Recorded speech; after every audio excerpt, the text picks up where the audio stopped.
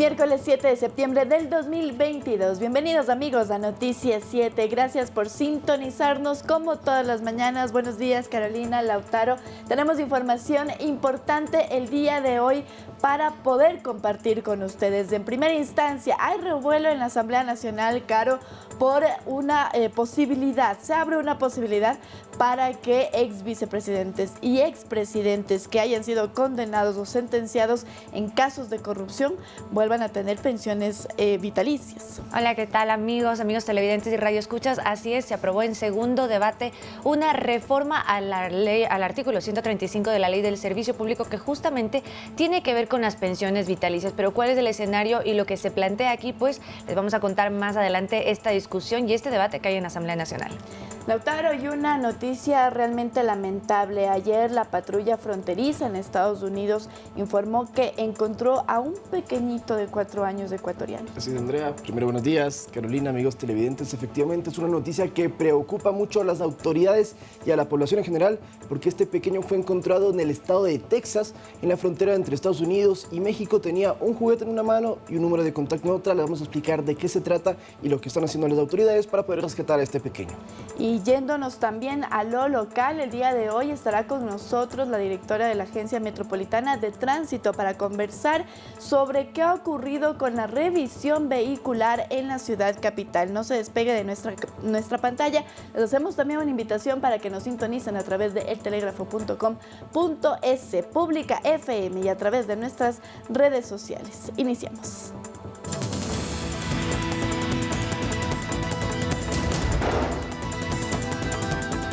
El Ministerio de Salud Pública está alerta con la aparición de la nueva variante del COVID-19, Centauro. La Policía Nacional incautó 12 millones de dosis de droga, que serían más de 60 millones de dólares, en el mercado internacional. El SNAI ha censado en 8 provincias a 6.847 personas privadas de la libertad, de un total aproximado de 32.000 presos.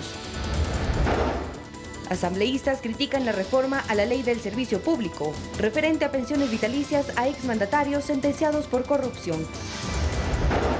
En lo internacional, en Nueva York se abre el primer centro de acogida para migrantes indocumentados. Y en los deportes, el Chelsea perdió su debut en la Champions League.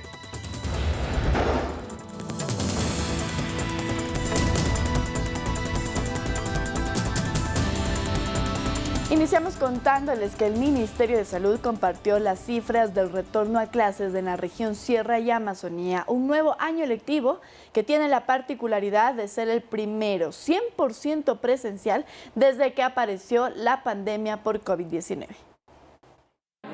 El nuevo año lectivo presencial se inició sin obstáculos ni imprevistos. Las aulas vuelven a estar llenas de niños y adolescentes luego de que 1,7 millones de estudiantes ingresaran al régimen Sierra y Amazonía, que se suman a los 4,3 millones con los de la costa y Galápagos. No se encuentra ninguna institución en este momento cerrada por efectos de emergencia sanitaria o por casos de viruela símica que se hayan detectado en el Sistema Nacional de Educación. El Ministerio de Educación confirmó que no hay alumnos contagiados con viruela del mono, mientras que de COVID-19 el porcentaje es bajo. Apenas 389 estudiantes que se encuentran contagiados con COVID-19 de los 4,3 millones. Para combatir a la pandemia también se destaca el grado de vacunación de los docentes. El 98% de los docentes se encuentran vacunados con el esquema completo de 2 dosis, 54% ya, esto es más de 110.000 docentes, se encuentran vacunados ya con el primer refuerzo y 25% con el segundo refuerzo. Las autoridades hacen 2 llamados a los padres. Por un lado, promover las normas sanitarias en sus hijos y en segundo, ir a vacunarlos. Lautaro Andrade, Noticias 7. Muy bien, entonces 4,3 millones de niños y adolescentes ya están en las 16.000 instituciones educativas de todo el país, en los regímenes de la costa y también de la Sierra y Amazonía. Y como dato muy importante, acotando lo que escuchamos ahí del viceministro, el 75% de estudiantes tienen las 2 dosis contra el COVID-19 y hay 500,000, o sea, 500,000 de los 4,3 millones que ya tienen la de refuerzo. Eso es lo que dicen las autoridades, que puede permitir que entonces tengamos las clases presenciales virtuales y no haya riesgo de que otra vez tengan que ir a la teleeducación.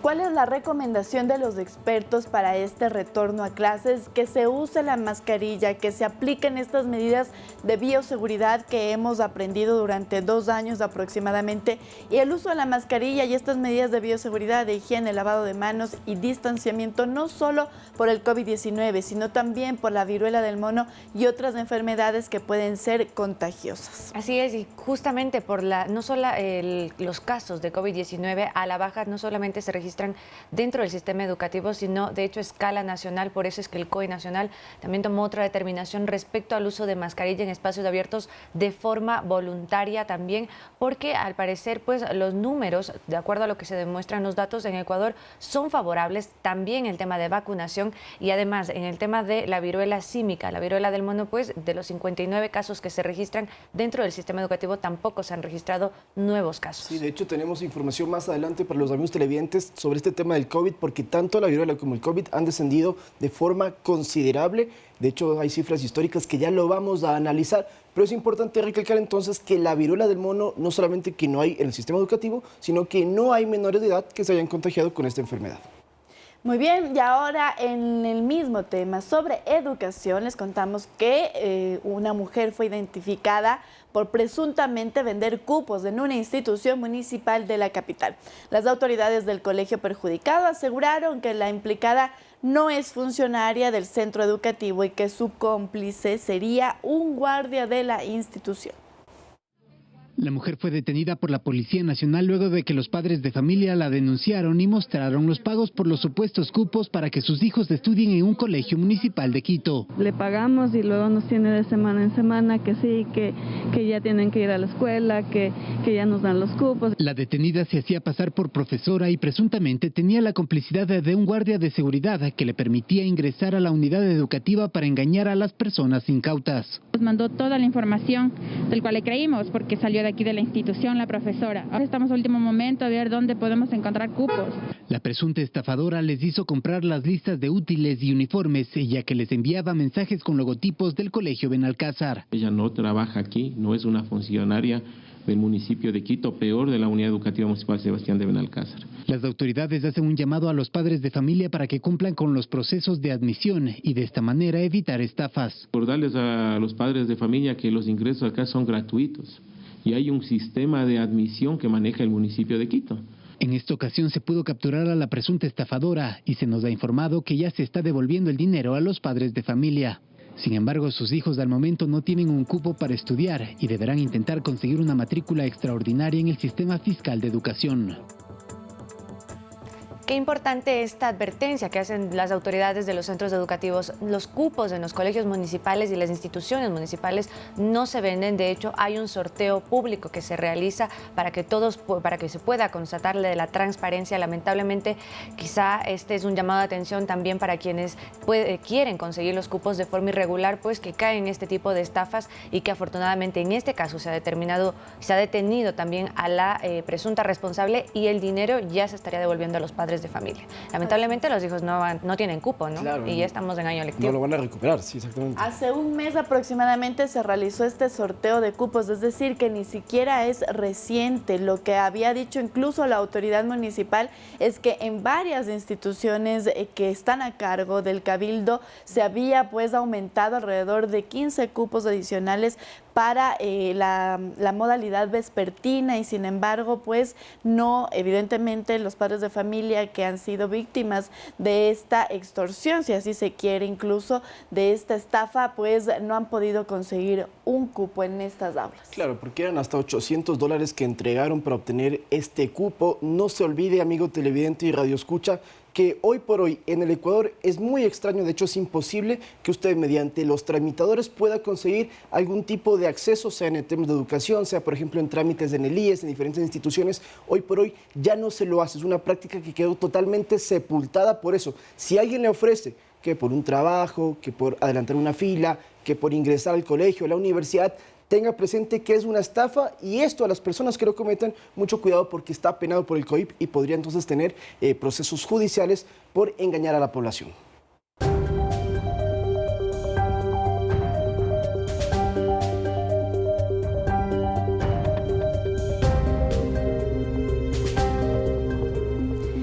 Ahora vamos a cambiar de tema porque les contamos que la última semana epidemiológica en el Ecuador ha sido histórica, porque hace 30 meses que no se registraba un número tan bajo de contagios. Las autoridades sanitarias hablaron de la pandemia y también de una nueva variante del COVID-19 que se estudia en el país. Ponga atención. La pandemia no ha terminado, pero su última ola en el Ecuador está en su ocaso. El COE Nacional brindó una noticia de alivio para todo el país. El registro de 970 nuevos casos en la última semana epidemiológica, que representa el número más bajo durante casi 30 meses de pandemia. Desde el Ministerio de Salud hay expectativas positivas sobre el descenso de casos. Tenemos ya 5 semanas de disminución sostenida de las mismas y esperamos que esto se mantenga. Eventualmente podríamos tener en las próximas semanas una meseta que se mantenga entre los 900 y 1000 casos. El presidente del COE, Juan Zapata, señaló que esta entidad seguirá instalándose hasta que la OMS declare el fin de la pandemia, por lo que el comité seguirá activo a menos que el presidente de la República determine lo contrario. Es lo que sí el martes con el señor vicepresidente y los miembros plenos se definirá la periodicidad, si lo seguimos haciendo semanalmente, quincenalmente, porque las evaluaciones han sido importantes, ¿no? Sin embargo, para que los casos no vuelvan a dispararse depende del surgimiento de nuevas cepas del COVID-19. En este momento tenemos ya la sospecha de que existe la variante Centauro, que es la última variante que estuvo circulando en Europa hace algunas semanas. Estos casos de sospecha hacen que la presencia de Centauro en el Ecuador sea una probabilidad. Estamos precisamente analizando con las universidades si esta ya está en el Ecuador. Estamos haciendo testeos a nivel nacional para realizar la vigilancia genómica. Los expertos de todo el mundo aseguran que la pandemia llegó para quedarse y que podría convertirse en un virus que surja por estaciones. Por eso las autoridades instan a seguir vacunándose. Lautaro Andrade, Noticias 7. Muy bien, entonces, perdón Andreas, que estoy emocionado porque son buenas noticias para el país, ¿no? Claro que sí, claro. Sigue nomás. No, a ver, entonces 970 casos semanales. Se dice que la meseta va a ser entonces de 1000 casos, es decir, en 7 días vamos a tener 1000 contagios, obviamente los que se logren confirmar por las pruebas que la gente realice, pero es algo importante y por eso le consultamos al COE Nacional. Bueno, amerita que sigan reuniéndose y esto es lo que se va a definir porque evidentemente si ya no hay casos que incrementen ni viruela del mono ni de COVID, lo que pueda realizar este comité de operaciones de emergencia pues cada vez es menor y eso es algo muy importante porque inclusive nos decían que cuando se quitaron las mascarillas, esto fue en el mes de abril, teníamos más de 1200 casos semanales, ahora tenemos 970.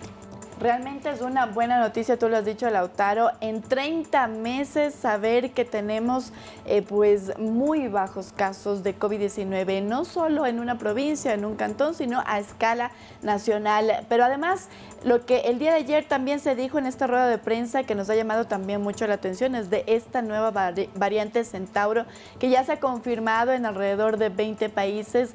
Nuestro vecino país, Perú, ya tiene un caso confirmado. Ayer las autoridades explicaron un poco de qué se trataba esta nueva variante. ¿Es más riesgosa, Lauta? No, de hecho, a ver, bueno, en el tema de mortalidad se está analizando, eso posiblemente no, pero sí es más transmisible, se dice que es 5 veces más fuerte que la BA5 de Omicron, que es la última, que inclusive contagió a personas de esta mesa como nosotros y a ustedes, amigos televidentes, conocerá a alguien que se haya contagiado con la Omicron. Esta Centauros nació o se descubrió en India a finales de junio, tiene buena presencia tanto en Reino Unido como en Estados Unidos, en estas dos naciones, se ha empezado a propagar por Europa, en Sudamérica, como tú lo comentas, todavía están en investigación, pero lo que dijo el subsecretario de Epidemiología del Ecuador es que hay sospechas aquí y por eso están con las universidades para determinar si efectivamente las conocemos o no. Lo que también ha dicho la Organización Mundial de la Salud es que esta nueva variante es de interés. No ha sido una alerta, sino se están concentrando también en los esfuerzos para poder identificar si es que hay evidencia científica de que esta nueva variante Centauro o BA2.275 pues pueda evadir el sistema inmunológico. ¿Por qué existen las variantes? Esto ya lo hemos dicho, pero es bueno recalcarlo. No es algo anormal que exista esta gran cantidad de variantes, sino que como la mayor cantidad de la población, gracias a la vacunación y también a la inmunidad adquirida por la enfermedad, pues va siendo más resistente el virus. En este caso el del COVID-19 se sigue replicando, que está mutando, está cambiando para intentar evadir y meterse en nuestro sistema inmunológico e infectarnos, y por eso evidentemente es que existe esta nueva cantidad de variantes, pero como decimos, actualmente no hay una evidencia científica que confirme que esta sea o más mortal, que sea más letal, o que sea de forma más transmisible. Eso es lo que ahorita se está evaluando. Por ejemplo, yo leí ayer que en el Reino Unido todavía siguen teniendo mayor cantidad de casos de Omicron que de esta nueva variante. Y es curioso porque con esto que dices de las mutaciones, según lo que estaba leyendo, Omicron tiene por lo menos 45 mutaciones y de sus subvariantes siguen saliendo más, y así es como comenzamos a tener nuevos nombres porque siguen surgiendo ahora ya es con números. La Centaurus también, como dices tú, es la B2.14. BA2.75.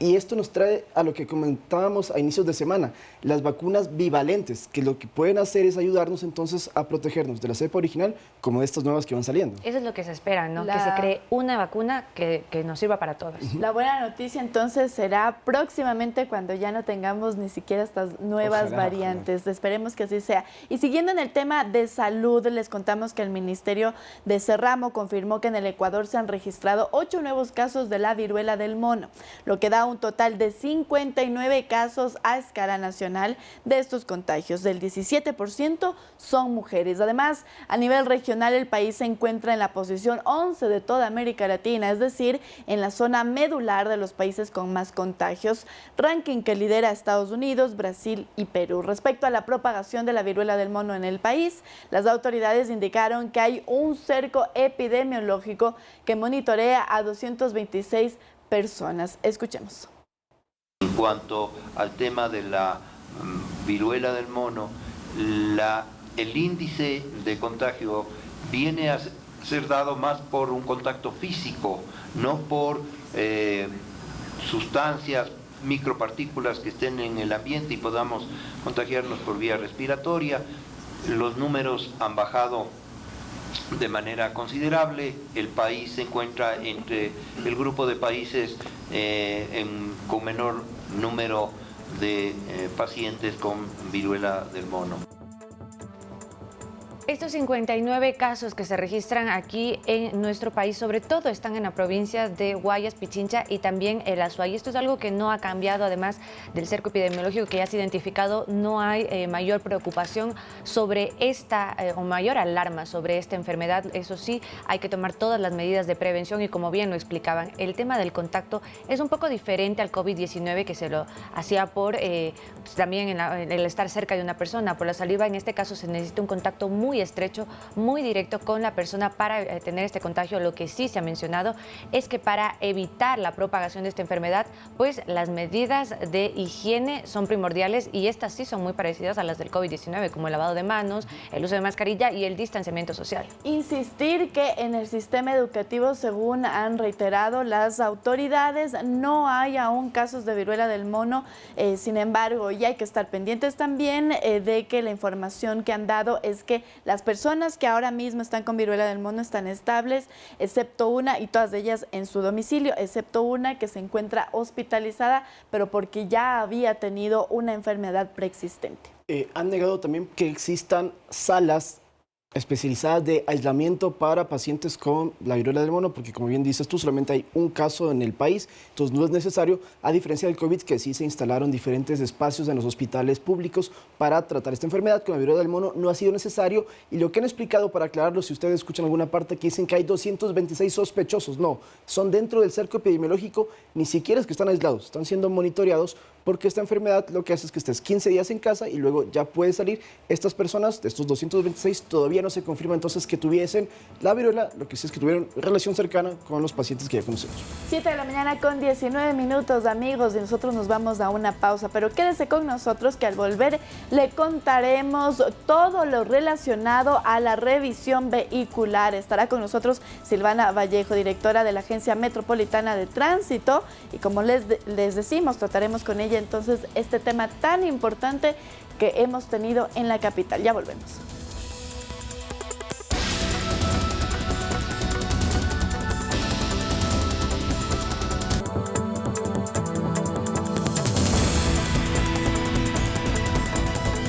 7 de la mañana con 22 minutos y como lo habíamos anticipado, ya se encuentra con nosotros en esta mesa de trabajo Silvana Vallejo, ella es directora de la Agencia Metropolitana de Tránsito. Muy buenos días, muchísimas gracias por su presencia el día de hoy aquí. Quisiéramos comenzar preguntándole hasta cuándo van las personas pues a reportar estos inconvenientes de obtener un turno para poder realizar la revisión vehicular. Muy buenos días, muchas gracias por la invitación.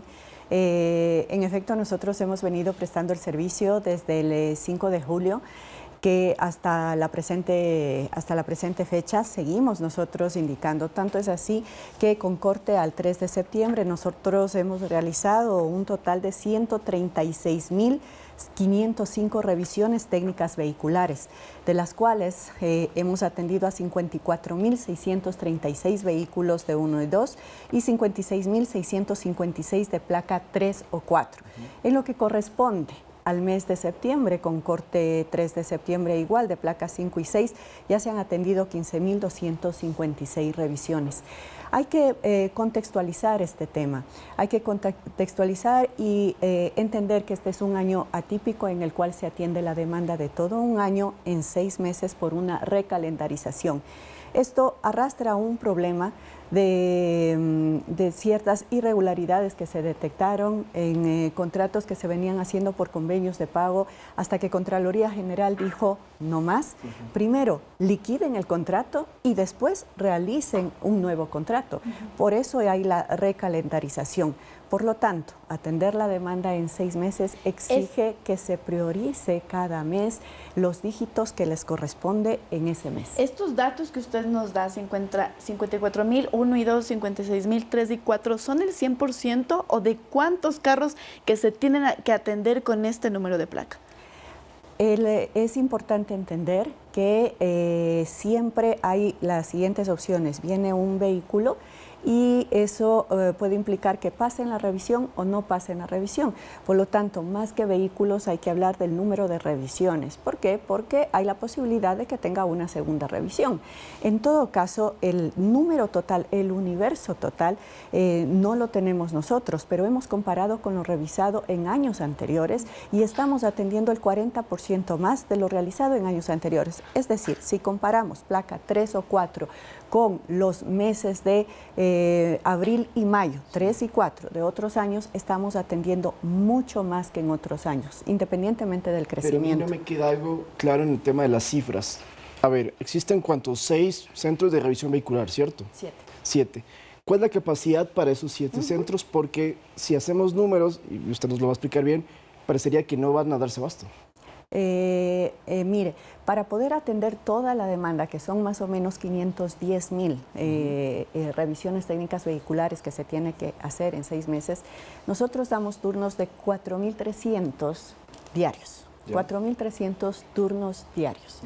Eso significa que vamos a alcanzar, porque lo estamos haciendo en horario extendido y además sábados y domingos. Estamos atendiendo de 7 de la mañana a 6 de la tarde. Incluidos los sábados. Además, ampliamos la capacidad. Pusimos 2 líneas adicionales que están en el Bicentenario, pues históricamente se atendía en 6 centros, ahora se atiende en 7 centros. ¿Cuál es el problema? Para entender, hemos detectado 2 elementos importantes. Un elemento importante que es el ausentismo. Tenemos registrada una tasa del 6% de ausentismo. Eso significa que 8.500 turnos que fueron tomados no asistieron. En este tiempo tan corto, aquel que no asistió por cualquier motivo, pero que es importante un número de 8.500, significa que dejó de dar el espacio de alguien que estaba dispuesto a asistir o alguien que necesitaba de manera urgente. A pesar de haber abierto los turnos necesarios, incluidos incluso los condicionales, existe un tema de ausentismo que nos afecta a todos. Por un lado. Por otro lado, existe una demanda muy pronunciada por 3 centros de revisión técnica vehicular. Bicentenario, San Isidro y La Florida. Esto, cuando se abren los turnos, en los primeros días del mes, se llenan inmediatamente. Si yo busco un turno en La Florida, no lo voy a encontrar. Mientras tanto, Guamaní y Guajaló siguen abiertos e incluso hay un número importante. Ayer, por ejemplo, había una disponibilidad. La solución sería entonces que alguien del norte de Quito se vaya hasta Guajaló por los turnos, por la demanda. Mire, esa es la capacidad que hemos tenido siempre. Esos son los patios.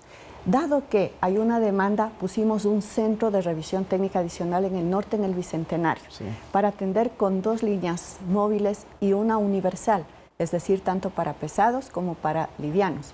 La capacidad hay, estamos a una máxima productividad, nos damos abasto. ¿Qué sucede? También, en los primeros días del mes no existe mucha demanda, tarda mucho tiempo en llenarse los turnos. Los últimos días del mes existe una demanda acumulada. Es el símil de lo que pasaba en los años anteriores. La revisión técnica vehicular se concentraba en noviembre y diciembre. Claro. Por lo tanto, estamos nosotros ajustando el sistema para que aquellos, por ejemplo en el mes de septiembre, que tienen por obligación placas 5 y 6, los días lunes, martes, jueves, viernes y sábado, el sistema permite tomar turnos a 5 y 6. Los días miércoles que tienen pico y placa pueden tomar cualquier otro dígito para seguir atendiendo. Ahora, directora, por estas quejas constantes, porque evidentemente ha habido malestar en la ciudadanía, ha habido también problemas para este proceso de revisión, la Comisión de Movilidad del municipio de Quito pues solicitó la exoneración de las multas por calendarización a las placas 3 y 4. ¿Esto es viable? ¿Esto se va a hacer? Mire, nosotros incluso sin pedido del Consejo habíamos exonerado la placa 1 y 2 porque existe una causal importante. La causal para exonerar es que no se dé el servicio. ¿Qué pasó en el mes de julio? En el mes de julio tuvimos las manifestaciones, las cuales terminaron el 30 de junio. Eso hizo que el 1 de julio tampoco tengamos garantías para prestar el servicio. Por lo tanto, empezamos el 5 de julio. ¿Sí? Entonces hubo unos días en los cuales, en efecto, no se prestó el servicio, ¿sí? Y los patios se fueron abriendo paulatinamente. El 15 empezó San Isidro y Guajaló, el 22 empezaron el centro de centros. Por lo tanto, la causal es no se prestó el servicio, que es la causal por la cual la Agencia Nacional de Tránsito, quien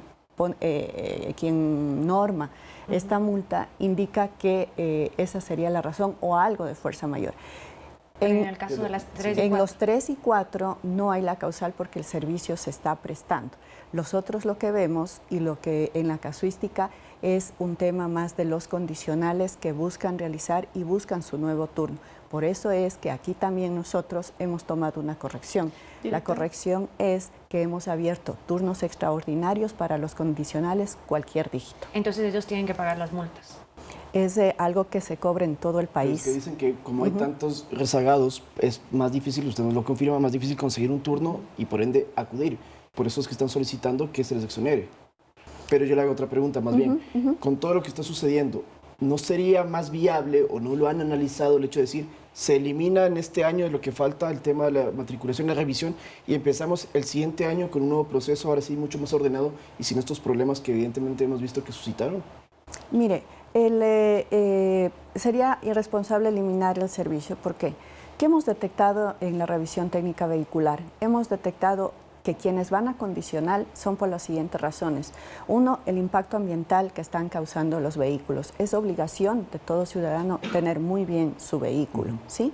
Sin embargo, se detecta que el 36% es por problemas ambientales. El otro porcentaje que no ha sucedido y que nos asombra también, muy alto, es un error tipo 3 en frenos. Al menos 5.000 vehículos en este momento están haciendo revisar los frenos porque hemos detectado problemas muy graves en frenos. El servicio lo que hace es proteger el tema ambiental y la seguridad en vía. Más allá del servicio, lo que estamos haciendo es eliminar la probabilidad de accidentes en vía por un mal estado del vehículo. Directora. Directora, nosotros seguimos viendo, a pesar de evidentemente ya la explicación que hemos escuchado, estas denuncias, sobre todo en redes sociales de los ciudadanos.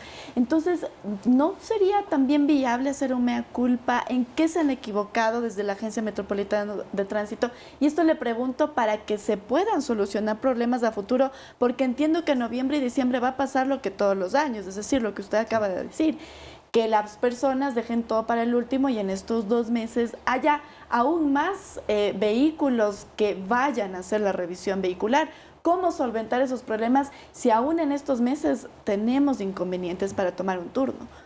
Sí, a ver, en primer lugar hay que mirar en general el tema del contexto, y el sistema está obligando a que tengamos más revisiones de los que les toca en esos meses. De acuerdo a lo que hemos revisado y la estadística, como digo, estamos en los horarios ampliados, vamos a alcanzar a atender más que en otros años, mucho más, al menos un 40% más que en otros años. Pero ustedes están seguros que esto no se duplique, estos problemas no se dupliquen para noviembre, diciembre, que son los meses, digamos, más álgidos. A ver, por tema cultural va a pasar, pero ¿qué también sucede? Lo que hicimos también este año es eliminar al menos 50,000 vehículos que tengan que realizar la revisión técnica vehicular, porque los vehículos nuevos quedan exonerados de la revisión técnica vehicular, ¿no? Si no se presentó a la cita porque tuvo un accidente, porque estuvo en un centro de salud, porque estuvo en la mecánica, están exonerados, a ellos no se les cobra la multa. Entonces creo que hay que mirar. La capacidad que estamos colocando es suficiente para poder atender, y termina la revisión en el mes de noviembre. De hecho, en diciembre atenderemos también los rezagados. Directora, ahora hay personas que justamente por los inconvenientes de aquí que está ocurriendo aquí en Quito también están haciendo este proceso de revisión o matriculando en otros cantones. ¿Esto es permitido? Por ley puede realizar. La ley indica que usted puede realizar la revisión técnica vehicular en cualquier otro hogar o centro de revisión técnica vehicular del país. Es válido.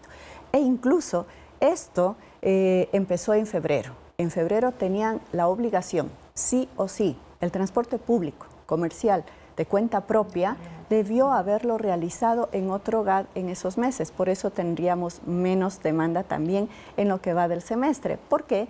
Porque es obligatorio realizar en otro mes. Para ello regía la calendarización, es decir, en febrero los de placa 1, transporte comercial, debieron haber realizado en otro hogar. Okay. Yo sí, para terminar, un mensaje que nos envían nuestros amigos televidentes, para que quede bien claro: los vehículos nuevos son exonerados por 2 años, 3 años. Por 3 años solamente tienen que pagar. Pero me comentan que hay denuncias, o quejas, mejor dicho, de que sí tienen que acudir. ¿Esto desmintámelo completamente? No, solo tiene que pagar en línea la exoneración. Ya, no tienen ¿Cómo que ir. se puede tal vez denunciar que le hagan a ir? Porque esta denuncia nos llegó el día de ayer también de una persona que dice que él tiene exonerado, pero que le obligan a ir físicamente a hacer la revisión. A ver, puede existir casuísticas específicas de ciertos vehículos, por eso atendemos en redes, pero en general los vehículos se acogen a la Ley Nacional de Tránsito. Es un vehículo nuevo, queda inmediatamente exonerado por 3 años de la revisión técnica vehicular, debe únicamente adquirir la exoneración en línea. Muy bien, muchísimas gracias entonces nuevamente por su presencia aquí, 7 de la mañana con 35 minutos. Estábamos conversando con Silvana Vallejo, y es directora de la Agencia Metropolitana de Tránsito, sobre la revisión vehicular. Nosotros nos vamos a una pausa, pero quédese con nosotros, que al volver le contaremos sobre lo que incautó la Policía Nacional: 1.229 kilos de cocaína en 2 operativos en Guayaquil. Ya volvemos.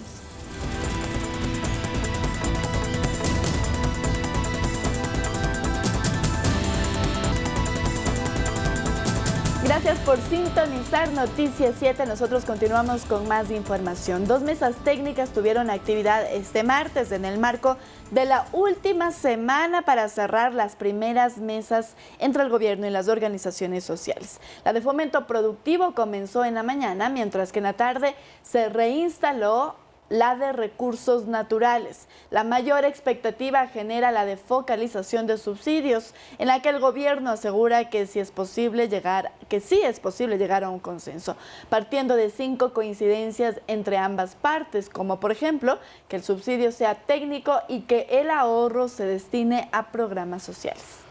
Podemos decir que se está entonces contra el tiempo, en el sentido de que hay 4 mesas que tienen que ya resolverse hasta el viernes para que la siguiente semana comiencen las nuevas. Esto como parte del acuerdo que hay entre el gobierno y las organizaciones sociales.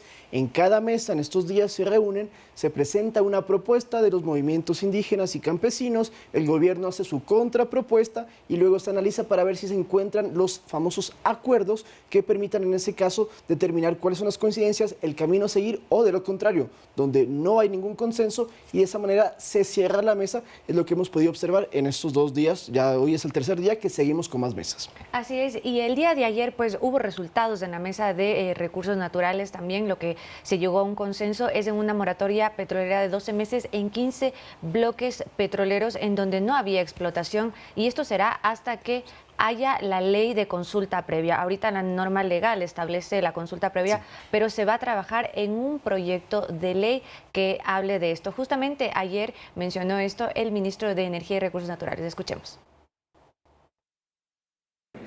Hay consensos, coincidencias en el sector petrolero minero. Hemos hablado justamente de unas mesas técnicas para poder ir y trabajar en los proyectos ambientales para ver dónde se va a hacer la mitigación ambiental en los proyectos. Esto es una mesa técnica. Hemos llegado a un consenso justamente para la moratoria de 15 bloques en la parte sur del país. Son bloques donde no se ha hecho ninguna exploración petrolera.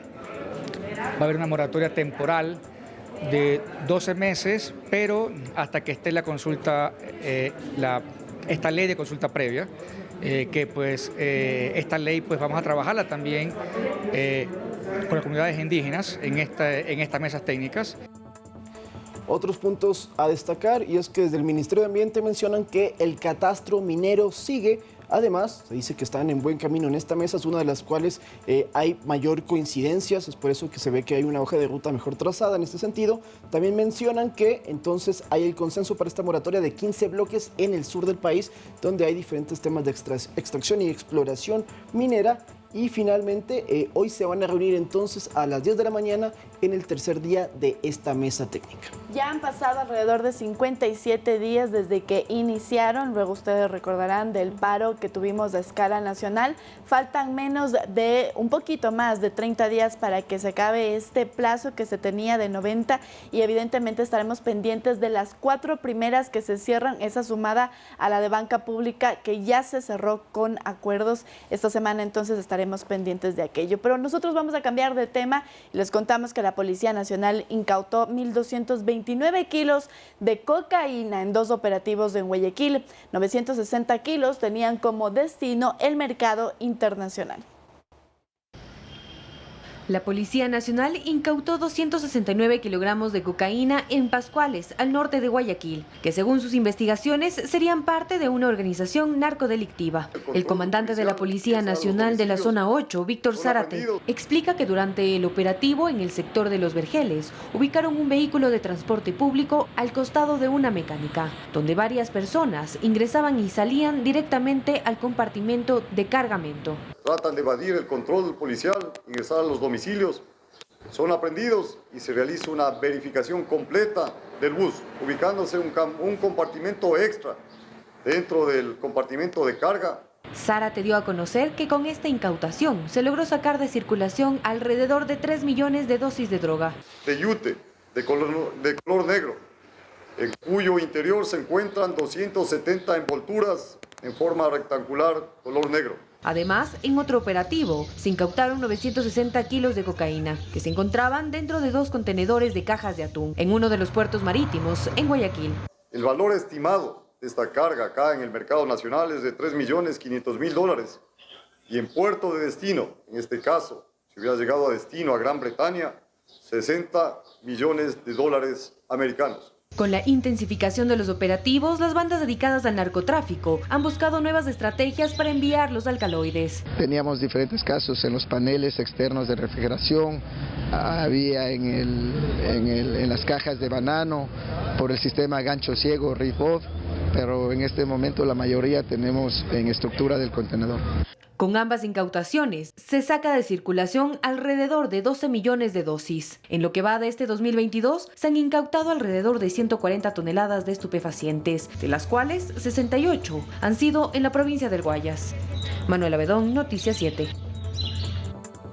Bueno, 170 toneladas es una cantidad gigantesca, usted haga de cuenta cuántos camiones o buques tendrían que transportar una sola tonelada. Esto es una magnitud muy grande y es parte de lo que ha dicho el gobierno, que implica en esta guerra contra el crimen organizado y que ha hecho que hayan diferentes atentados terroristas, como por ejemplo el del Cristo del Consuelo, que fue el que partió a este nuevo estado de excepción que estamos viviendo en Guayaquil, Durán y San Borondón, que termina, por cierto, el 14 de septiembre, porque son los primeros 30 días terminaría este estado de excepción.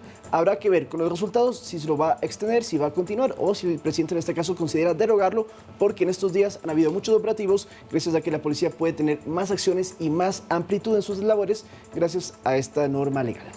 Justamente los operativos y el trabajo que se está realizando se extienden más allá de las zonas que están bajo el estado de excepción. Ayer veíamos también cómo después de una persecución policial en Esmeraldas, pues 2 hombres fueron detenidos. Circulaban en una motocicleta robada y también tenían armas de fuego. Se considera que ellos son sospechosos de cometer casos de sicariato. Se está investigando, pero esto ocurrió en la provincia de Esmeraldas, en donde también se tiene mucho ojo a lo que está ocurriendo por los altos índices de violencia que se registran en esa provincia. 7 de la mañana con 44 minutos y nosotros vamos a cambiar de tema. Volvemos a lo político y les contamos que la Asamblea Nacional debatirá una reforma en el Pleno a la Ley de Servicio Público respecto a las pensiones vitalicias a expresidente y vicepresidentes. En el Parlamento hay cuestionamiento por la posibilidad de que esta iniciativa devuelva el beneficio a exautoridades como Rafael Correa y Jorge Glass. La Comisión de Trabajadores aprobó el informe para segundo debate de una reforma a la Ley del Servicio Público que modifica el artículo 135 referente a las pensiones vitalicias a exmandatarios. La intención inicial era eliminar este beneficio, pero en la mesa se hizo lo contrario, pues se quitó algunas de las excepciones que establece la norma vigente. Por ejemplo, que la pensión no puede ser dada a exmandatarios sentenciados por delitos de peculado, cohecho, concusión, enriquecimiento ilícito, delitos contra la vida, de lesa humanidad, contra la fe pública y o agresión o violencia sexual. Esto, dicen, podría abrir la posibilidad de que este beneficio sea restituido a los exmandatarios Rafael Correa y Jorge Glass, sentenciados por corrupción. Que cualquier cambio en una ley no es retroactivo, con lo cual si es que ellos planean devolverle las pensiones vitalicias a los prófugos de la justicia, debieron haber pensado primero antes de ir a un proceso penal. La asambleísta y hermana del expresidente Correa defiende esta pensión. Él recibió su pensión vitalicia siendo expresidente y sin ningún cargo. Los cargos se los inventaron después. El oficialismo, Pachacutic y el Partido Social Cristiano ya anticipan sus posturas en contra de la iniciativa. Creemos que los exmandatarios podrían tener derecho a una pensión siempre y cuando no hayan sido sentenciados por la justicia. Y lo mismo piensa la gente en la calle. Si es que es culpable, que no se le debería dar la pensión. Sería bueno de que eso se elimine, se borre, eso, ¿no? Se cambie y que ese dinero se utilice para obras sociales. Luego del receso legislativo que empezará el 12 de este mes, se llevará a cabo el debate de esta propuesta en el Pleno. Carolina Basante, Noticias 7. Pues finalmente lo que se ha dicho es que después del receso legislativo, es decir, a partir del 26 de septiembre, se dará este segundo debate. Como vemos, es algo que ha habido cuestionamientos porque en un principio la iniciativa era que se limite o de plano se elimine este beneficio de las pensiones vitalicias, pero luego en la mesa de los trabajadores, pues lo que se ha hecho es modificar este artículo 135. La discusión ahora está entre si esto puede ser aplicado a los 2 exmandatarios que decíamos, Rafael Correa y también al exvicepresidente Jorge Glass, sentenciados por corrupción, porque ellos pues finalmente ya no reciben su pensión vitalicia, pero la ley no es retroactiva, ninguna ley puede aplicarse antes. Entonces hay esta discusión dentro del Parlamento. También han pedido una consulta a la unidad de técnica jurídica de la Asamblea para saber cómo proceder en este caso, aunque realmente pues no hay mucha apertura por parte de las diferentes bancadas para que se apruebe. Eso precisamente en el ámbito político y cómo votarán en el Pleno, pues ya el Partido Social Cristiano ha ratificado que ellos votarán en contra. Esto a pesar de que el asambleísta Almeida, que pertenece al Partido Social Cristiano y que pertenece a la comisión, votó a favor de este informe. Sin embargo, ellos ya lo han dicho que irán por el voto en contra. Lo que también ha dicho la hermana del expresidente Rafael Correa es que ellos van a proponer que se les elimine la pensión vitalicia a quien no haya culminado el periodo de su administración. Recordemos, Abdalá, Lucio Gutiérrez, Yamil Maguad, etcétera, podrían estar ahí. De hecho, A ver, ¿quién más está? Bueno, Rodrigo Borja, él sí culminó. Osvaldo Hurtado, él también culminó, no tienen procesos judiciales. Abdalá, como sabemos, sí. Rosalía Arteaga, pues tampoco culminó, inclusive su presidencia fue muy cuestionada, muy debatida, porque duró muy poco.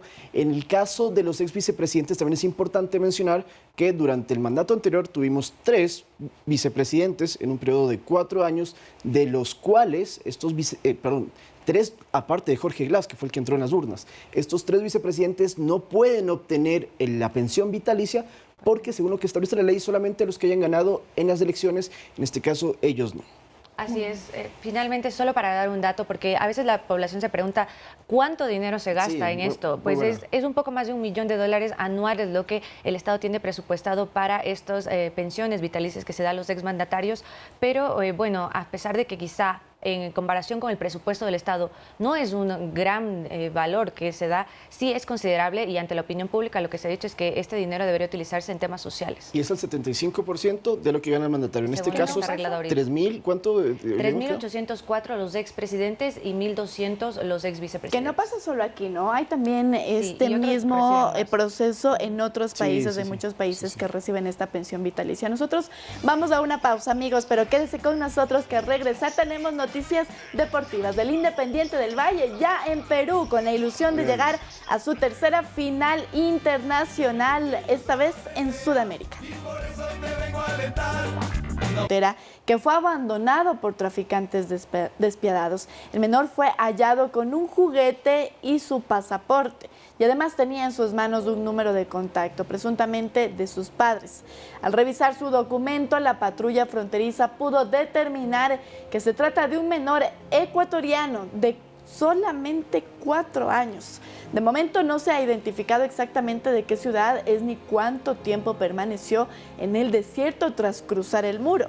El menor está bajo la custodia de las autoridades migratorias norteamericanas. Queremos informarles, estos de última hora, según la viceministra de Relaciones Exteriores y Movilidad, el pequeño está a salvo en un albergue en el consulado de Houston, y desde allí se está dando seguimiento a este caso hasta que el niño sea entregado a su madre, que, como bien has contado, Andrea, todavía se desconoce exactamente su paradero, pero es un caso que vuelve a prender las alarmas por este tema migratorio. Y quién mejor que tú de conocer esto, Andrea, de luego tu reportaje sobre este tema. Realmente el día de ayer, incluso desde la patrulla fronteriza, se había dado esta cifra alarmante también de cuántos niños se han encontrado en esta frontera, y esto se debe evidentemente también a las normas que tiene Estados Unidos, de que si un niño llega no va hacia las autoridades porque tienen una especie de protección. Hasta el momento se han encontrado 19.651 niños en la frontera por esta salvedad que ellos tienen también al llegar a Estados Unidos. Así es, justamente. Esta reforma se hizo en el mes de marzo y se aplica desde este mayo, en el que se establecen diferentes criterios para que los menores de 21 años que lleguen hasta la frontera, así sea de forma ilegal, ellos puedan empezar un trámite de residencia legal en Estados Unidos. Esto es lo que ha ocurrido justamente, se lo llevan hacia un refugio hasta localizar a un adulto o familiar que esté en Estados Unidos y que se pueda hacer cargo. Es lo que está ocurriendo con nuestro compatriota que está ahí de 4 años. Es espeluznante también saber que un pequeñito de 4 años. Y verlo con el juguete es algo que uno se imagina, un niño tiene que estar jugando, no tiene que estar. A mí lo que me parece terrible, rápidamente deciros, lo que hacen los coyoteros, la gente que se dedica a eso, que son inhumanos. No se preocupan realmente por lo que viven estas personas, lo que pueden morir, lo que pueden pasar. Simplemente es el negocio, ¿no? Obviamente, de los millones de dólares que se mueven alrededor de este mal negocio que debería acabarse. Muy bien, con esta noticia lamentable y que estaremos actualizando evidentemente en nuestro noticiero estelar, nos despedimos. Pero amigos, quédese con nosotros en la programación de Ecuador TV y de Pública FM. Gracias por su sintonía. Buen día para todos.